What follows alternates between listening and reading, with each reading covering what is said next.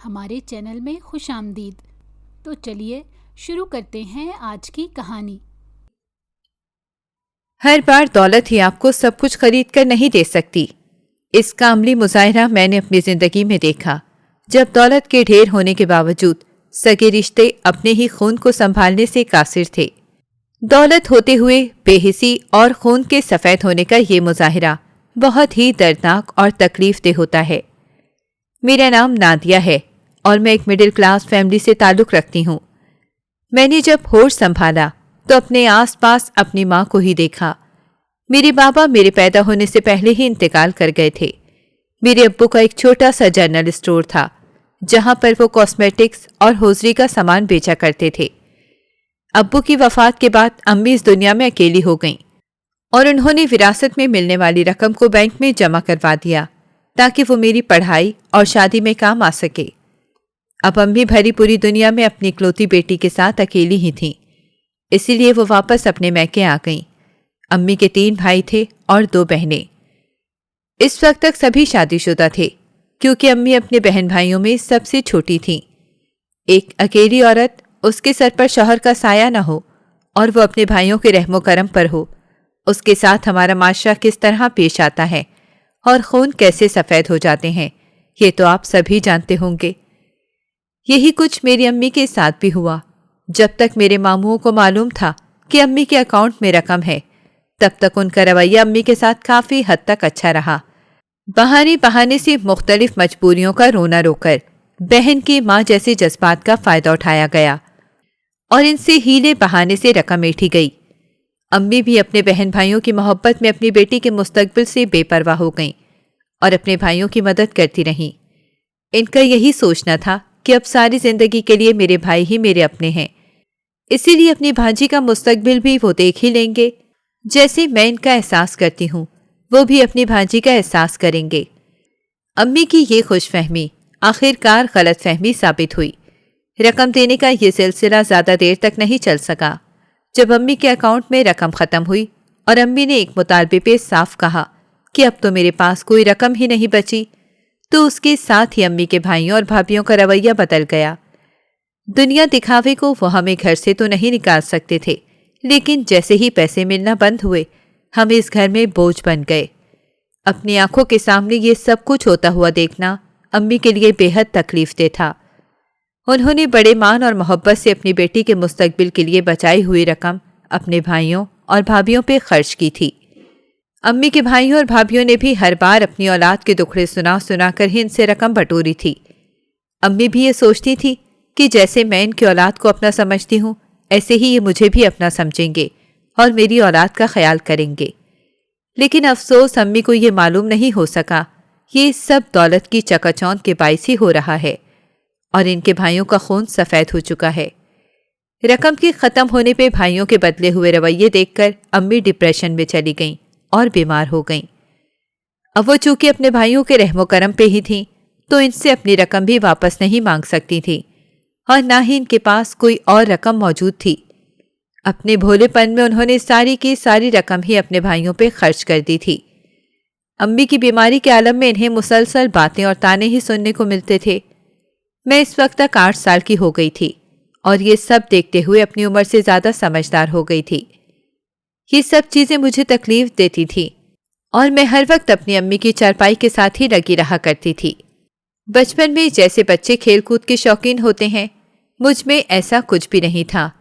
میں اسکول میں ضرور پڑھتی تھی، لیکن جیسے ہی امی کے پاس پیسے ختم ہوئے، میرے اسکول کی فیس بھی میرے ماموں کو بھاری لگنے لگی اور مجھے اسکول سے ہٹانے کا مشورہ دے دیا گیا، جبکہ ماموں کے اپنے بچے شہر کے اچھے اسکولوں میں تعلیم حاصل کر رہے تھے۔ جب امی نے یہ بات ماننے سے انکار کیا تو ماموں نے حالات کی خرابی کا بہانہ بنا کر مجھے پرائیویٹ اسکول سے اٹھا کر سرکاری اسکول میں داخل کروا دیا۔ اب گھر کے حالات کچھ ایسے ہو گئے تھے کہ میری ممانی اور ماموں ہمیں کھانے تک کا نہیں پوچھتے تھے۔ اگر ہم خود اپنے لیے کھانا نکال لیتے تو اس پہ بھی ہمیں باتیں سنائی جاتی تھیں اور مہنگائی کا رونا رویا جاتا تھا۔ ہر بات پہ ہمیں یہ ثابت کرنے کی کوشش کی جاتی تھی جیسے ہم ہڈ حرام اور بوجھ ہیں جو ان کے اوپر آ پڑے ہیں۔ انہیں بالکل بھی احساس نہیں تھا کہ اسی بہن کو وراثت میں ملنے والی رقم وہ پہلے ہی ہڑپ کر چکے ہیں۔ جس مکان میں میرے تینوں ماموں رہائش پذیر تھے یہ بھی میرے نانا نانی کی ملکیت تھا، اور اب وہ اس دنیا میں نہیں تھے، اسی لیے 8 مرلے کا یہ بڑا سا مکان اب ماموں کے قبضے میں ہی تھا، اور امی غلطی سے بھی اس میں حصے کی ڈیمانڈ نہیں کر سکتی تھیں۔ انہیں معلوم تھا کہ اگر انہوں نے ایسا کچھ کیا تو انہیں اس گھر سے بھی بے دخل ہونا پڑے گا۔ اکلوتی بیٹی کے ہوتے ہوئے وہ کوئی اور کام بھی نہیں کر سکتی تھیں۔ مسلسل ڈپریشن اور بیماری کے باعث امی کمزور ہوتی چلی جا رہی تھیں۔ میں اس وقت میٹرک میں تھی جب امی اس قدر زیادہ بیمار ہو گئی کہ اب ان سے اٹھ کر چلا پھرا بھی نہیں جاتا تھا۔ امی کو سنبھالنے کا سارا کام میں ہی انجام دیتی تھی اور گھر والوں میں سے کوئی بھی ان کے قریب نہیں آتا تھا۔ یہ سب حالات دیکھتے ہوئے میں نے پڑھائی چھوڑنے کا ارادہ کیا، لیکن امی نے مجھے سختی سے کہا کہ چاہے جو کچھ بھی ہو جائے تم پڑھائی نہیں چھوڑو گی، یہی پڑھائی آگے جا کر تمہارے کام آئے گی۔ مجھے امی کی حالت دیکھتے ہوئے بہت ڈر لگتا تھا۔ امی مستقل بستر کی ہو کر رہ گئی تھیں اور ان کو ڈاکٹر کو چیک کروانے کی توفیق بھی ماموں میں نہیں تھی۔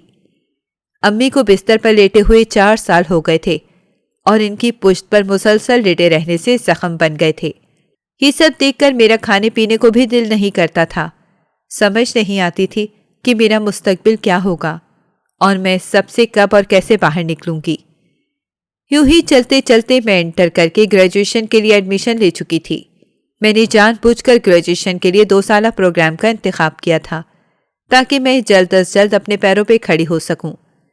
سرکاری تعلیم کی وجہ سے فیسوں کا اتنا بوجھ نہیں تھا اور امی کی مدد ان کے سابقہ سسرال والے بھی کسی حد تک کر دیا کرتے تھے، جن سے میری فیسوں کا خرچ نکل آتا تھا، لیکن امی کی دوائیاں اور چیک اپ نہیں ہو سکتا تھا۔ میری گریجویشن مکمل ہوئی تو میں نے ایک اسکول میں جاب کر لی۔ یہ شہر کا پرائیویٹ اسکول تھا اور میری صلاحیتوں کو دیکھتے ہوئے مجھے شروع سے ہی اچھی تنخواہ کی آفر ہوئی۔ اب میں کمانے لگی تھی، اس لیے میری پہلی تنخواہ کے ہاتھ آتے ہی میں نے امی کو ڈاکٹر کے پاس چیک کروانا چاہا۔ ڈاکٹر سے چیک کروانے پہ علم ہوا کہ امی کے زخم اب ناقابل علاج ہو چکے ہیں اور ان کے ایک حصے پہ فالج بھی موجود ہے جسے ہم اب تک سمجھ ہی نہیں سکے تھے۔ ڈاکٹرز کا کہنا تھا کہ یہ تقریباً نا امیدی والی صورتحال ہے، البتہ کوشش کی جا سکتی ہے۔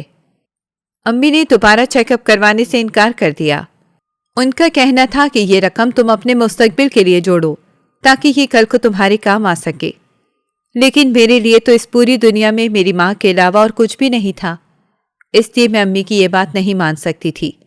جب میں نے گریجویشن کر کے اسکول میں پڑھانا شروع کیا تو اس پہ بھی ماموں کو بہت اعتراض تھا۔ ان کا کہنا تھا کہ ہمارے خاندان میں لڑکی نوکری نہیں کرتی۔ تب امی میں نہ جانے کہاں سے یہ حوصلہ آیا کہ انہوں نے صاف الفاظ میں کہا کہ اگر عورت نوکری نہیں کرتی تو تم اسے سنبھالنے والے بنو، جب تم نہیں سنبھال سکو گے تو اسے نوکری کرنی پڑے گی، تم آج اس کا خرچ باندھ دو، میں اسے نوکری نہیں کرنے دوں گی۔ ماموں یہ بات سن کر ویسے تو چپ ہو گئے، لیکن ان کے اندر اب غصہ پل رہا تھا۔ میری جاب کو بھی 6واں مہینہ ہی تھا کہ ماموں نے ہمیں الگ ہونے کا کہہ دیا۔ ان کا کہنا تھا کہ ہم اتنے خرچے افورڈ نہیں کر سکتے اور ہم نے اسے پال پوس کر بڑا کر دیا ہے۔ پال پوس کر بڑا کرنے والی بات تو احسان ہی تھی، میں تو ان کے بچوں کی اترن پہن کر اور ان کے بچے ہوئے کھانے کو کھا کر ہی جوان ہوئی تھی۔ امی کی معذوری کی حالت میں ہمیں الگ کرنا ہم پہ دباؤ ڈالنے کا ایک طریقہ تھا تاکہ میں جاب چھوڑ کر ہمیشہ کے لیے ان کے احسانوں تلے دبی رہوں۔ میں نے اس موقع پہ جرأت سے کام لیا اور امی کی مخالفت کے باوجود ایک چھوٹا سا مکان کرائے پر لے کر الگ ہو گئی۔ امی کے لیے میں نے ایک جز وقتی نرس رکھ لی جو میرے اسکول سے آنے تک امی کی دیکھ بھال کرتی تھی۔ اس کے ساتھ ساتھ میں پرائیویٹ طور پر ماسٹرز کی تیاری بھی کر رہی تھی۔ ہمارا کرائے کا مکان اسی گلی میں تھا جہاں ہمارے ماموں کی رہائش تھی۔ دنیا دکھاوے کو کوئی نہ کوئی ماموں یا مومانی دن بھر میں ایک بار چکر لگا جایا کرتے تھے۔ مجھے تو امی کی جانب سے ڈر ہی پڑا رہتا تھا کہ کہیں امی کے جانے کے بعد مجھے پھر سے ماموں کے در پر نہ جانا پڑے۔ میں نہیں جانتی تھی کہ ابھی میری آزمائش ختم نہیں ہوئی ہے اور ابھی اس زندگی نے میرے بہت سے امتحان لینے ہیں۔ میرے ماسٹرز کے فائنل امتحان دیے ہوئے ابھی 15 روز ہی گزرے تھے کہ ایک روز امی نیند سے دوبارہ نہیں اٹھ سکیں اور نیند کے عالم میں ہی اپنی بیٹی کو اس درندہ صرف دنیا میں اکیلا چھوڑ گئی۔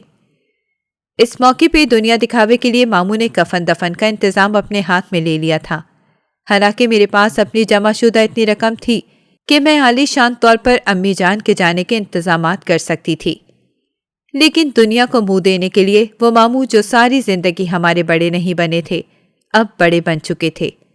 اب ماموں نے مجھے پھر سے زور دیا کہ میں اکیلی نہ رہوں۔ میرے پاس بھی اور کوئی راستہ نہیں تھا۔ میں نے اپنے چچاؤں سے بھی رابطہ کیا، لیکن ان میں سے کسی کی بھی مالی حالت ایسی نہیں تھی کہ وہ مجھے اپنے گھر میں جگہ دے سکتے۔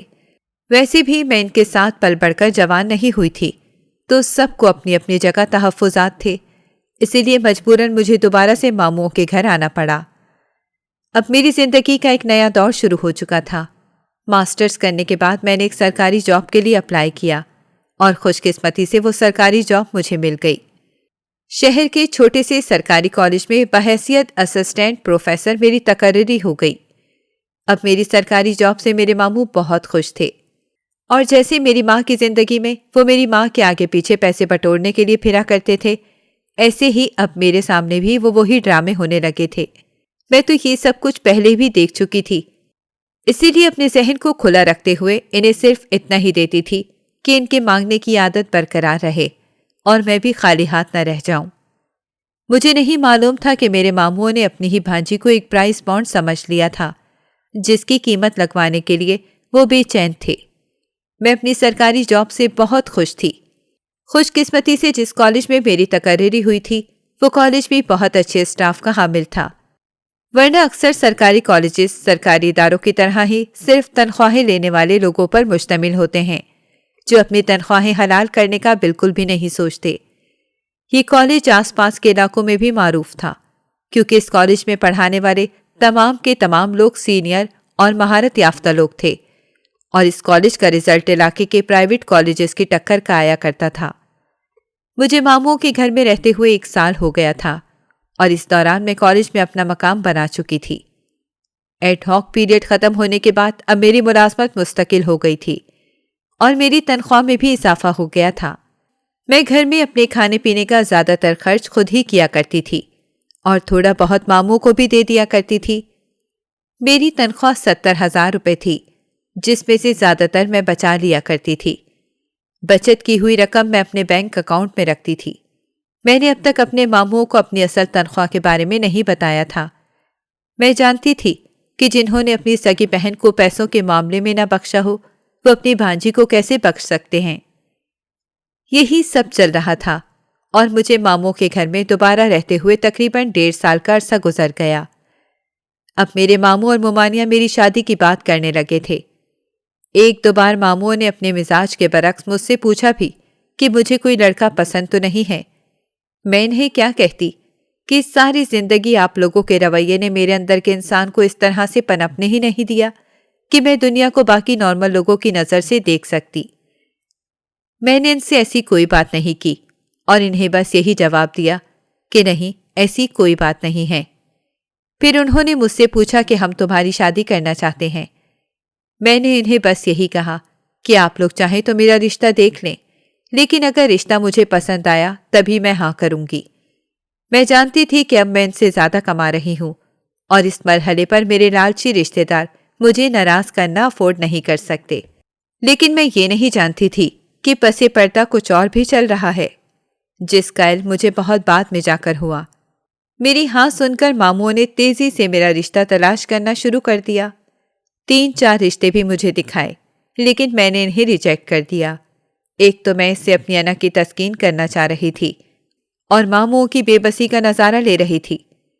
دوسرا، مجھے کسی ایسے لڑکے کی تلاش تھی جو کم از کم کسی حد تک آزاد خیال ہو اور میری جاب کرنے پہ پابندیاں نہ لگائے۔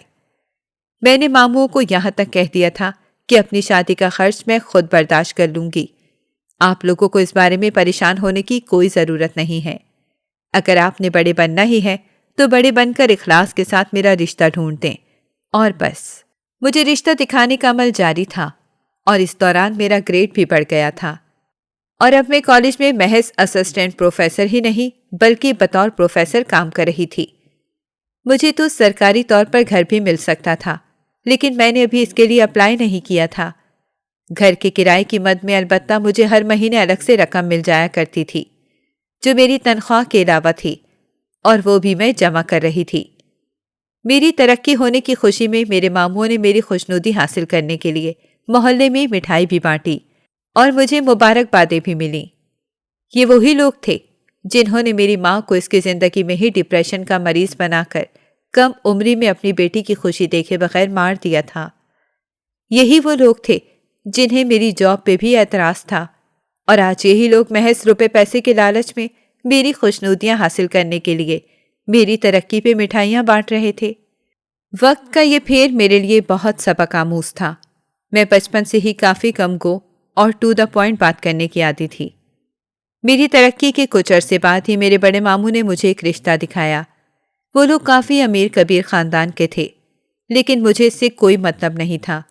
دولت کی حقیقت میں اپنی زندگی میں پہلے ہی دیکھ چکی تھی، اسی لیے مجھے کم از کم دولت کسی بھی طرح سے اپنی جانب نہیں کھینچ سکتی تھی۔ البتہ اس لڑکے کے ماں باپ دیکھنے بھالنے میں کافی اچھے تھے۔ میں نے ان سے سوچنے کا ٹائم مانگا۔ میں اپنے ماموں کی موجودگی میں ہی اپنے ہونے والے ساس سسر سے بات کر رہی تھی، جن کے ساتھ ان کی 2 بیٹیاں بھی اپنے بھائی کا رشتہ دیکھنے کے لیے آئی تھیں۔ اس بات پر انہیں حیرت ضرور تھی، لیکن میرے ماموں اس پہ کچھ بول نہیں سکتے تھے۔ میرے ہونے والے شوہر کا نام فیاض تھا۔ میں نے ان سے سوچنے کا وقت لیا اور یہ بھی کہا کہ میں فیاض سے خود بھی ملاقات کروں گی۔ اس پہ میرے ماموں کے تاثرات دیکھنے والے تھے، لیکن ان کے پیسے کی لالچ والی طبیعت نے انہیں یہاں بھی خاموش رکھا۔ میں اب کھل کھلا کر اپنی پوزیشن کا فائدہ اٹھا رہی تھی۔ کچھ ہی دن بعد میں فیاض سے بھی ملی۔ وہ اپنے باپ کی ہی ایک بڑی کمپنی میں بطور مینیجنگ ڈائریکٹر کام کر رہا تھا۔ گھر بہت اچھا تھا، اور میں نے اپنے طور پہ جتنی تحقیق کی، اس کے مطابق یہ گھرانہ امیر ہونے کے باوجود واقعی ابھی تک نہایت شریفانہ زندگی بسر کر رہا تھا۔ جب میں ہر طرح سے مطمئن ہو گئی تو آخرکار میں نے اپنے ماموں کو ہاں کر دی۔ میں نہیں جانتی تھی کہ میری ہاں میرے ماموں کو کتنا خوش کرنے والی ہے۔ میرے ماموں واقعی بہت خوش ہوئے، اور ان کی خوشی دیکھ کر کبھی کبھی میں حیران ہو جایا کرتی تھی کہ آخر اپنی اس بھانجی کی شادی پہ یہ لوگ اتنے خوش کیسے ہو سکتے ہیں کہ جسے انہوں نے کچھ عرصہ پہلے اس کی بیمار ماں سمیت گھر سے نکال دیا تھا۔ لیکن مجھے کوئی سرا ہاتھ نہیں آ رہا تھا۔ بالآخر دھوم دھام سے میری شادی ہوئی، جس کے لیے میں نے اپنے ہی پیسے استعمال کیے اور کچھ پیسے ماموں کو بھی دیے۔ یوں آخر تقریباً رشتہ آنے کے 3 مہینے بعد میری شادی ہو گئی۔ میں نے اپنی تمام شرط پہلے ہی فیاض اور اس کے گھر والوں کے سامنے رکھ دی تھی، اور انہیں میری جاب یا کریئر پر کوئی اعتراض نہیں تھا۔ پہلی رات جب میں فیاض کے کمرے میں بیٹھی سجی سنوری انتظار کر رہی تھی، تو فیاض کے آنے سے پہلے میری ساس میرے پاس آئیں اور انہوں نے مجھے مٹھائی کھلائی۔ میں نے بھی مروتاً وہ مٹھائی کھا لی۔ تھوڑی دیر بعد فیاض بھی کمرے میں آ گیا۔ وہ تھوڑا سا نروس دکھائی دے رہا تھا۔ میں نے سوچا کہ شاید شادی کی وجہ سے ایسا ہے۔ اس نے مجھے منہ دکھائی کا تحفہ دیا اور پھر مجھ سے باتیں کرنے لگا۔ ابھی ہم باتیں ہی کر رہے تھے کہ نیند سے میرا سر بوجھل ہونے لگا۔ میری حالت دیکھ کر فیاض نے پوچھا کہ کیا ہوا، تو میں نے اسے کہا کہ مجھے نیند کا شدید غلبہ ہو رہا ہے۔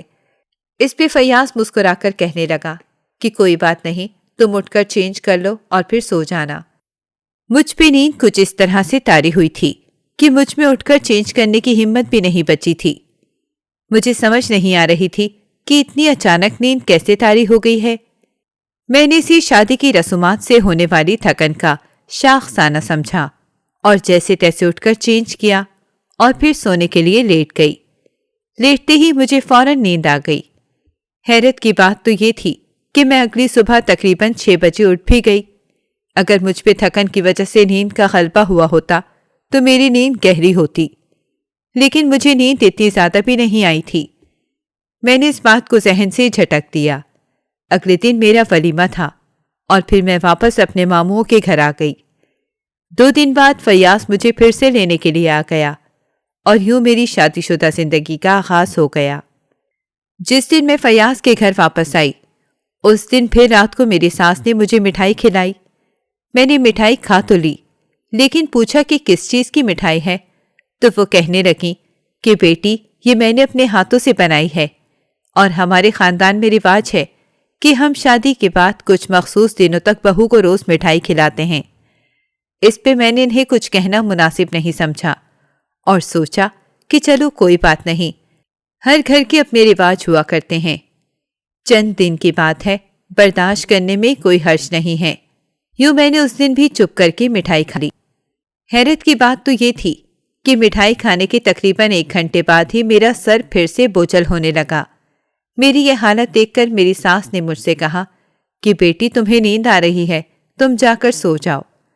میری ساس کا یہ رویہ ویسے بھی سارا دن مجھ سے بڑا ہی شفقت بھرا رہا تھا۔ یوں میں سونے کے لیے اپنے کمرے میں آ گئی۔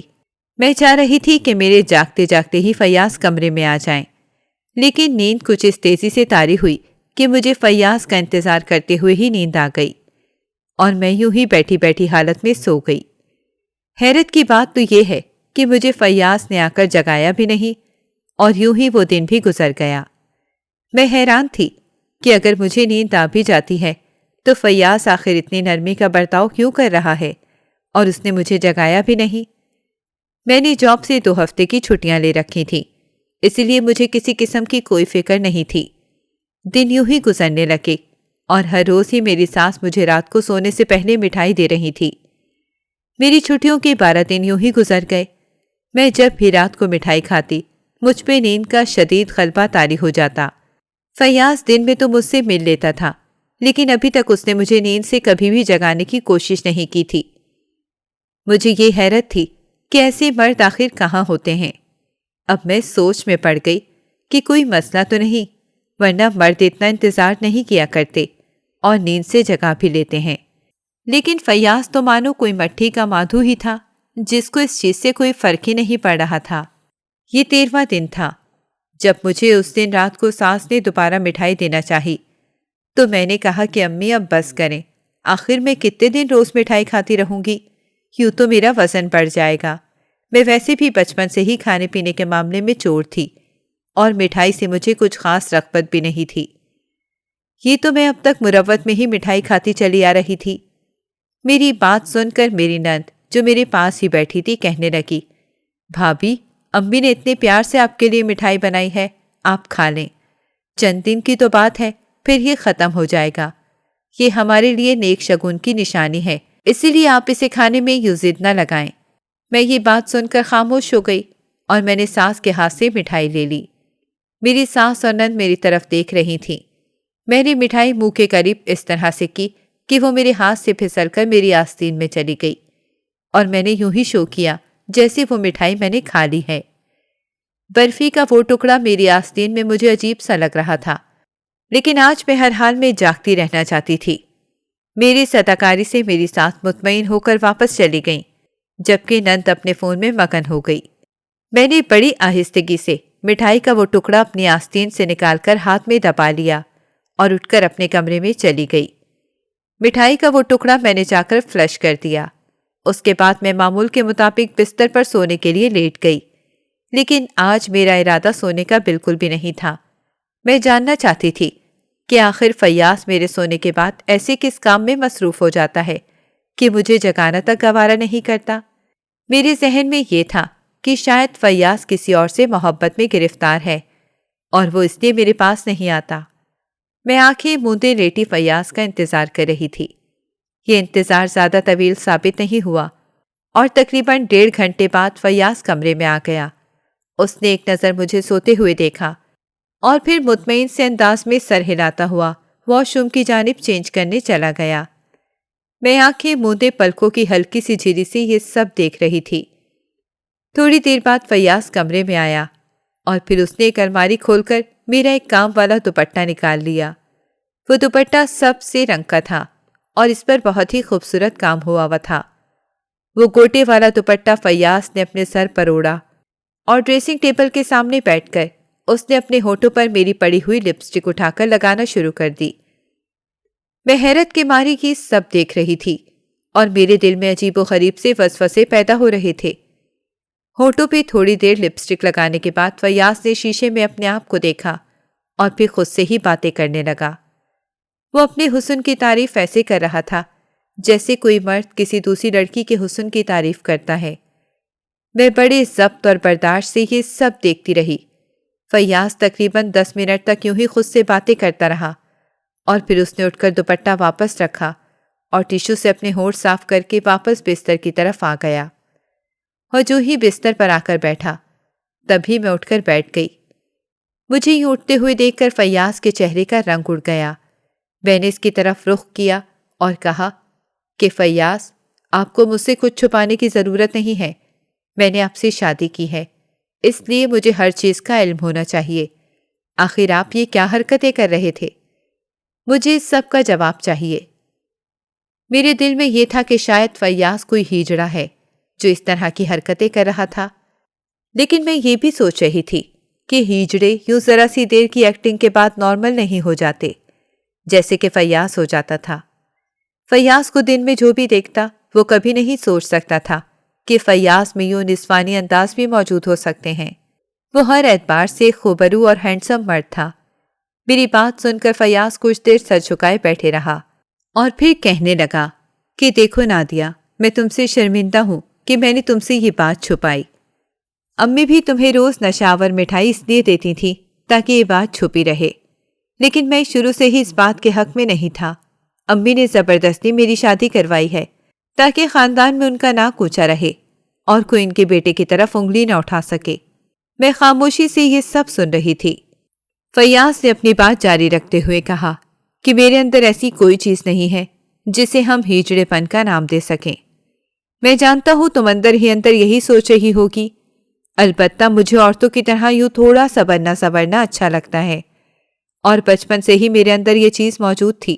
گھر والوں نے دباؤ کے باعث مجھے ہر طرح سے لڑکا ہی بنائے رکھا، اور ابو نے تو اس معاملے میں میرے ساتھ بے حد سختی کی۔ ابو اور امی کے ڈر سے میں نے یہ سب چھوڑ دیا اور ایک مکمل مرد کی اداکاری نبھانے میں مصروف رہا۔ میرے تمام ٹیسٹ کروائے گئے ہیں اور ڈاکٹرز کے مطابق میں ہر طرح سے ایک مکمل مرد ہوں۔ میرے ساتھ جو بھی مسئلہ ہے وہ صرف نفسیاتی ہے۔ امی ابا نے یہ ٹیسٹ بھی ملک کے دوسرے کونے پہ موجود بڑے شہر سے کروائے تاکہ کسی بھی طرح سے اس بات کی بنا خاندان والوں کو نہ لگ سکے۔ اسی ڈر سے انہوں نے میرا علاج بھی نہیں کروایا کہ اگر میرا علاج ہوا تو خاندان بھر میں باتیں بنیں گی۔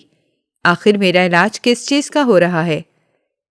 میں یہ سب سن کر افسوس کر رہی تھی اور دل میں سوچ رہی تھی کہ صرف میرے ہی نہیں، فیاض کے تو اپنے سگے رشتے جو ماں باپ ہیں وہ بھی اپنی ناک اونچی رکھنے کے لیے اپنے بیٹے کو اس جہنم میں دھکیلے ہوئے ہیں۔ میں نے نرمی سے فیاض کا ہاتھ تھاما اور کہنے لگی کہ فیاض، میں آپ کی جیون ساتھی ہوں اور میں نے شادی سے پہلے آپ سے تمام باتیں کلیئر کر لی تھیں۔ آپ چاہتے تو آپ مجھ سے بھی یہ تمام باتیں کلیئر کر سکتے تھے۔ اگر یہ نفسیاتی مسئلہ ہے اور اس کا علاج ممکن ہے تو میں آپ کے ساتھ ہوں، میں آپ کا علاج بھی کرواؤں گی۔ آپ مجھ سے وعدہ کریں کہ آئندہ کے بعد آپ مجھ سے کوئی بات نہیں چھپائیں گے۔ یہ سن کر فیاض نے مجھ سے وعدہ کر لیا۔ اگلے دن صبح ناشتے کی میز پر میں نے سب کی سماعت پر یہ بم پھوڑا اور کہنے لگی کہ مجھے فیاض کے مسئلے کا علم ہو گیا ہے اور میں اب اس کا علاج کرواؤں گی۔ میری یہ بات سن کر میرے سسر بھڑک اٹھے اور کہنے لگے کہ کوئی ضرورت نہیں ہے، اگر تم ہمارے بیٹے کے ساتھ نہیں رہ سکتی تو تم اسے چھوڑ سکتی ہو۔ دوسری طرف ساس امی نے بھی یہی کہا کہ اسے علاج کروانا ہوتا تو ہم پہلے ہی کروا لیتے۔ میں نے انہیں کہا کہ آپ کا جو بھی مسئلہ ہوگا وہ آپ تک ہوگا، یہ میری زندگی کا سوال ہے اور فیاض میرا جیون ساتھی ہے اور اسے اس بات پہ کوئی اعتراض نہیں ہے، اسی لیے میں تو ایسا ہی کروں گی۔ فیاض بھی اس دن حوصلہ کر کے میرے حق میں کھڑا ہو گیا اور اس نے اپنے ماں باپ کو یہی کہا کہ ہاں، میں اپنا علاج کروا کر مکمل انسان بننا چاہتا ہوں۔ آپ لوگوں نے مجھے شروع سے ہی نامکمل رکھا ہے اور اپنی جھوٹی عزت بنائے رکھی ہے۔ میری بات سن کر اور فیاض کا یہ حوصلہ دیکھ کر میرے سسر تو آپے سے باہر ہو گئے اور کہنے لگے کہ لڑکی ہم تمہیں لائے ہی اسی لیے تھے کہ تمہارے آگے پیچھے کوئی نہیں ہے، اور ہم نے تمہارے لیے تمہارے ماموں کو 20 لاکھ روپے بھی دیے ہیں۔ یہ بات میرے لیے دھماکہ تھی، یعنی ماموں نے میرا سودا کیا تھا اور وہ پہلے سے جانتے تھے کہ فیاض میں کوئی نہ کوئی گڑبڑ ضرور ہوگی۔